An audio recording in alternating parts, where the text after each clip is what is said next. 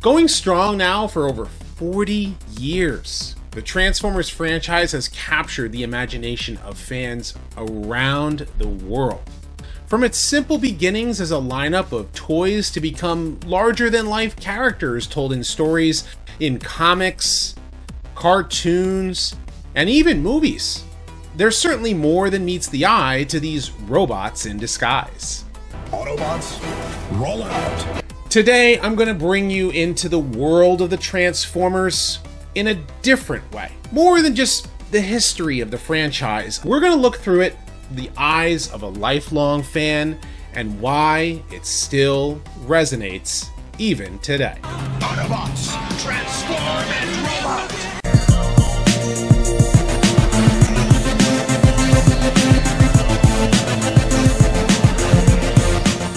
I'd like to thank my patrons and my channel members for your continued support. Consider becoming one, or purchase some merch. Links are in the description below.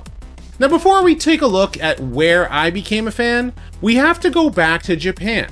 Takara had two toy lines on display of transforming robots at the 1983 Tokyo Toy Show. The first was Diaclone, a lineup of vehicles that were piloted mechs.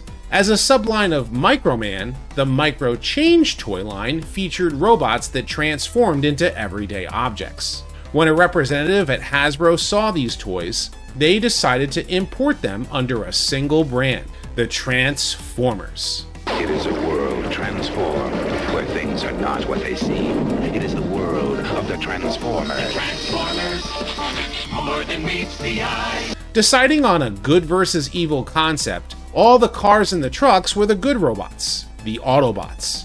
Being that the everyday objects were deceptively robots in disguise, they were the bad guys, the Decepticons. This was along with the Jets, of course.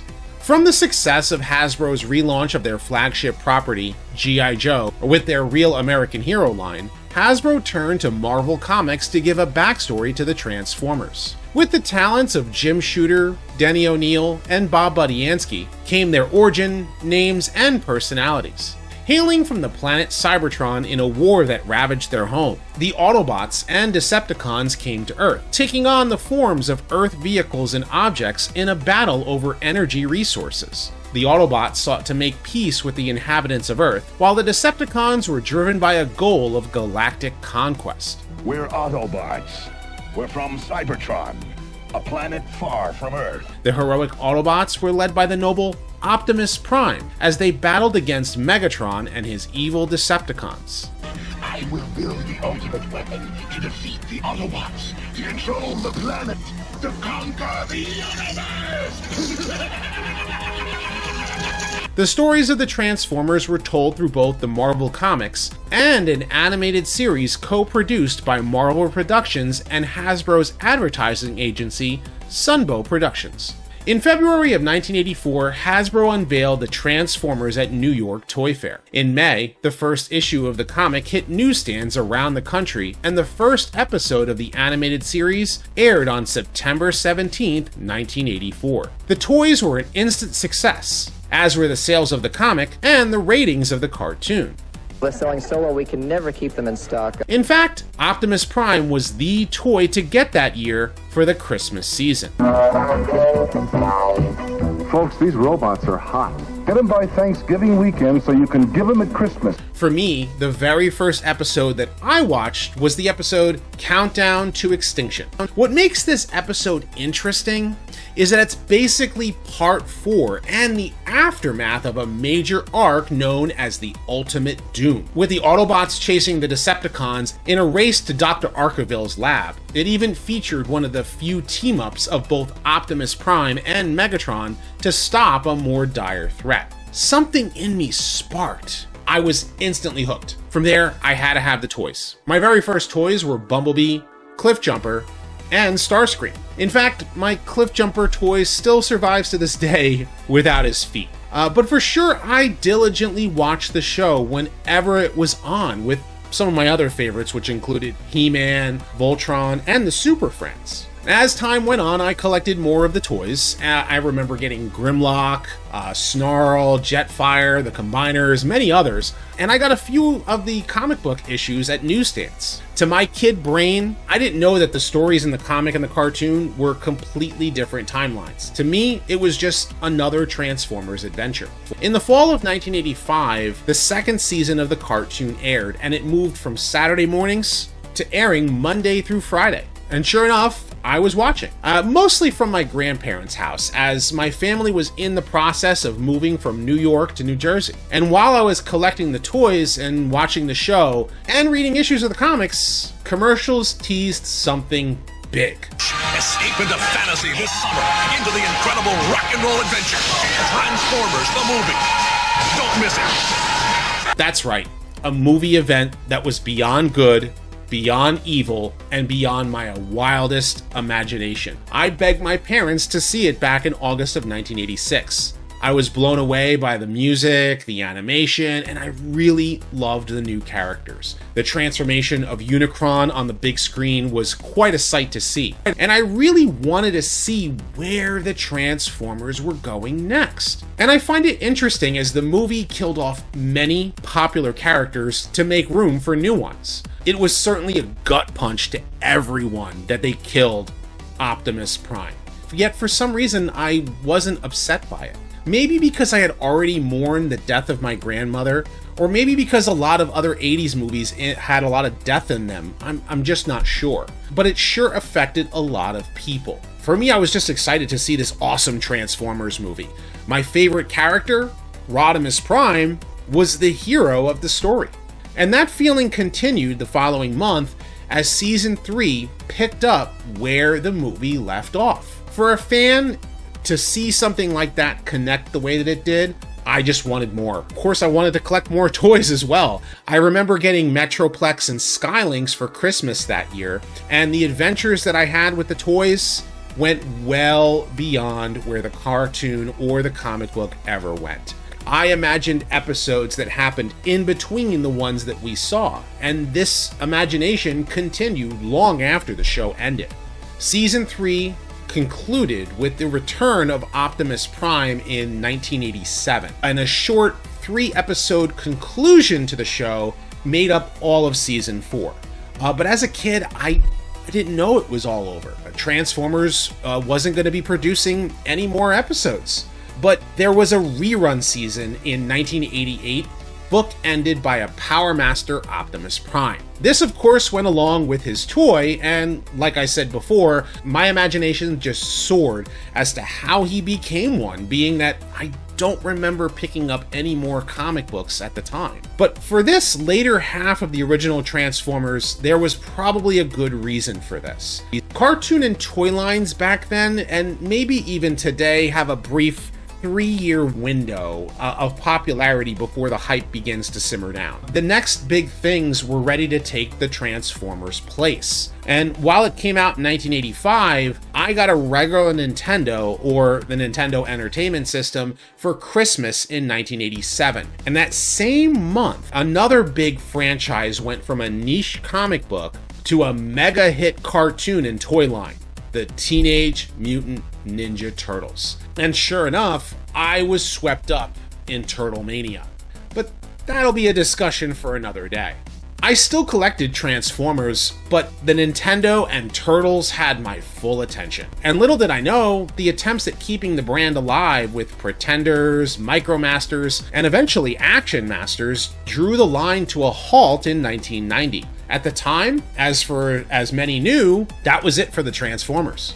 But late in 1992, going into 1993, the franchise tried to relaunch with Generation 2, or G2 for short. It featured some of the original toys in new colors and a lot of new toys as well. The comic didn't fare well with its grittiness, and the cartoon was just reruns with a weird cybernetic space cube as a gimmick around it. For myself, I collected a lot of what I could, but there was a lot of competition. Super Nintendo and Sega Genesis were big in the gaming market, and Ninja Turtles was still going strong. X-Men and Batman gained a lot of popularity, but no one was prepared for the juggernaut that was the Mighty Morphin Power Rangers. And with that, G2 came and went with a whimper.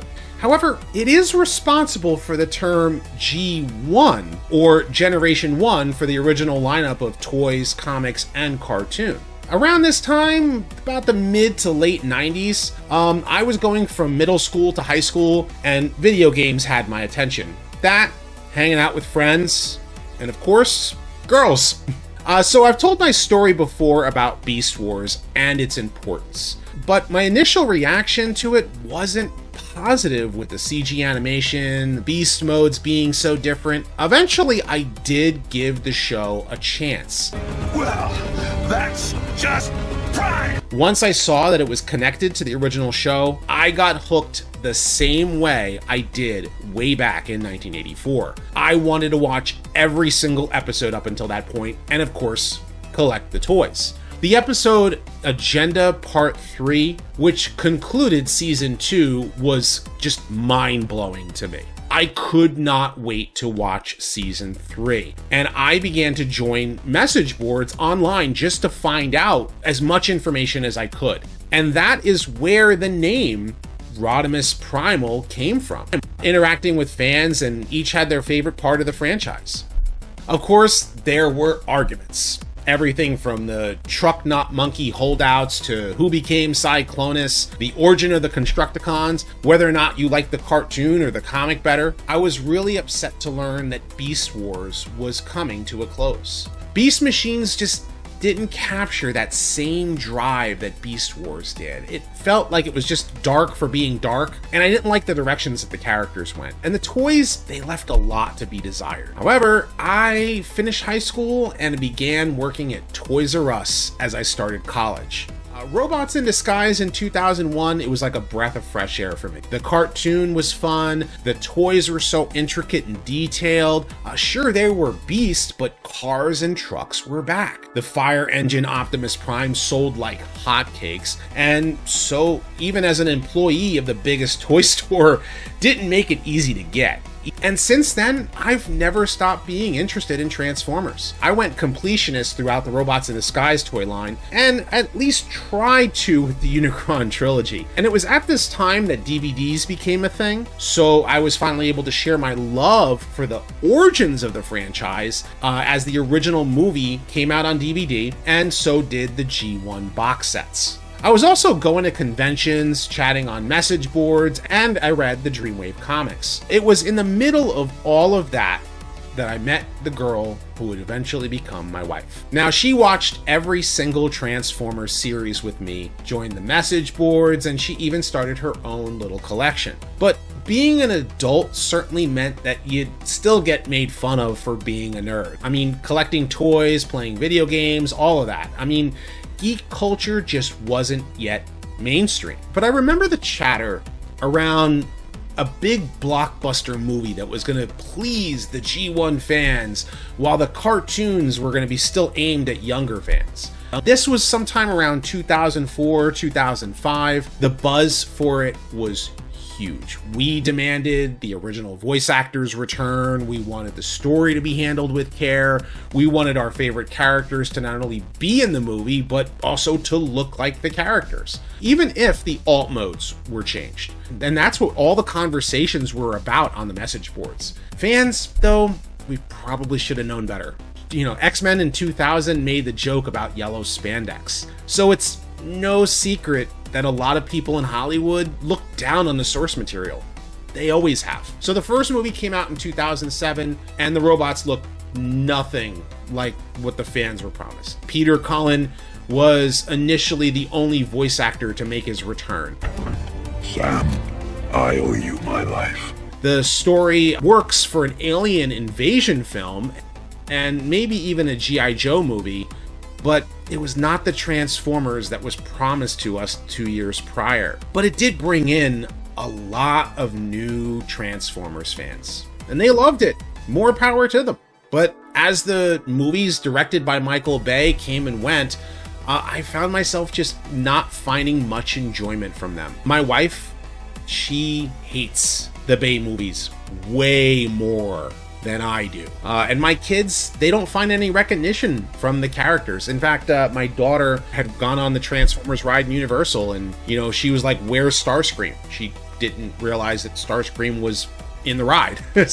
But we do like the Bumblebee movie, and Rise of the Beast was okay. But since then, other cartoons came out, and I enjoyed them a lot more than the movies. Animated, I remember initially not liking the exaggerated proportions, but it's a fun cartoon. Transformers Prime felt like it was taking a little bit too much influence from the movies, but it was done a lot better, especially since both Peter Cullen and Frank Welker reprised their roles as Optimus Prime and Megatron. I don't dislike Robots in Disguise 2015, but I think it's okay. Cyberverse had a rough start, but that third season was definitely great. And then of course there's everything else. I still enjoyed all of these, you know, different Transformers series. I mean, I've read all of the IDW comics, I've played and enjoyed many of the Transformers video games, and I'm still eager to see where the franchise goes from here. While I registered this YouTube channel way back in around 2007, just so I can comment on videos, I started making Transformers themed videos late in 2015, just before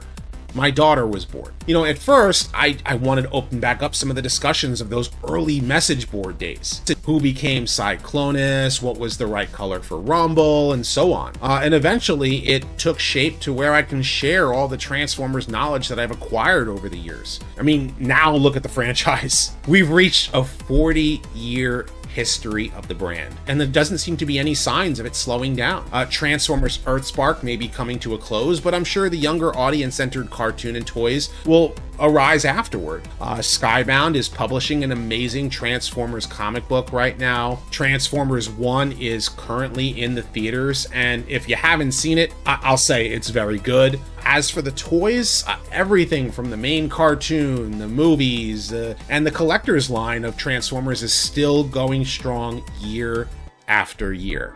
And if there's any gap in your collection, fan companies are even making their own. Now, my kids, they love the brand as much as I do, and it's great to see this same passion being passed down to the next generation. And as for me, I'll still be here making Transformers videos and just enjoying these robots in disguise. And whatever part of the franchise is your favorite, no matter where you started, there's plenty to enjoy for everyone, and you're all welcome here. So today, let's celebrate Transformers Day by picking up your favorite Transformers toy and enjoying your favorite piece of fiction. For me, it'll always be the original 1986, the Transformers, the movie. But what do you think? How are you celebrating Transformers Day? And what do you think about the future of this franchise? Leave your thoughts in the comments section down below. And if you like this video, be sure to thumbs up and subscribe. I have many more Transformers videos like this coming soon, so stay tuned. And as always, until next time, till all are one. Last but not least, Blur, Bumblebee, Steeljaw, and Wheelie, transform! Jessica, climb in.